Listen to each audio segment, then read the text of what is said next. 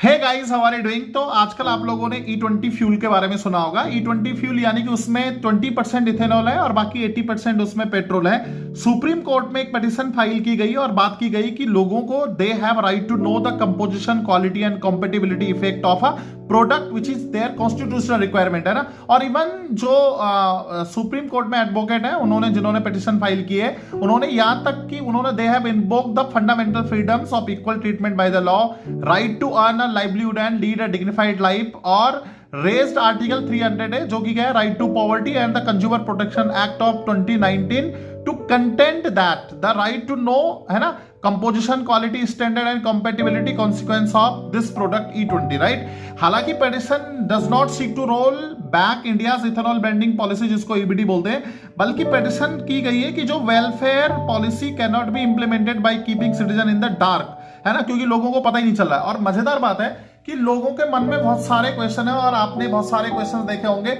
इसके लिए गवर्नमेंट ने क्या किया, 5 जुलाई को ही, है ना, PIV पर क्या किया गया, फ्रीक्वेंटली रेज्ड कंसर्न के आंसर दिए गए। मैं आपको बता देता हूं, जो EBD है, गवर्नमेंट कहती है कि इथेनॉल ब्लेंडिंग पेट्रोल प्रोग्राम जो है EBD बेसिकली ये क्या है, energy security supporting farmer reduce environmental impacts, है ना, इन सारी चीजों को मद्देनजर रखते हुए किया गया है। And it is kind of A biofuel strategy for India, right. और 2013-14 में केवल 1.5% के करीब था अब की इथेनॉल ब्लेंडिंग, जो कि 20% हो गया 2025-26 में, जब 20% ब्लेंडिंग का जो टारगेट था 5 ईयर्स से पहले ही, मतलब शेड्यूल था जो उससे पहले ही अचीव कर दिया भारत ने। लेकिन मजेदार बात है, मैं आपको और एक और इंपॉर्टेंट है, देखो गवर्नमेंट कहती है कि इंडिया का जो इंपोर्ट बिल है 88.5% ऑफ द क्रूड ऑयल जो अपने कंज्यूमर के लिए है, ये कहां से करना पड़ता है, इंपोर्ट करना पड़ता है बाहर से, है ना। तो इथेनॉल ब्लेंडिंग क्या है, this is why ethanol blending sit so high on the policy agenda. अब मजेदार बात है, लोगों के दिमाग में क्वेश्चन आता है, E20 कट्स माइलेज बाय 30%।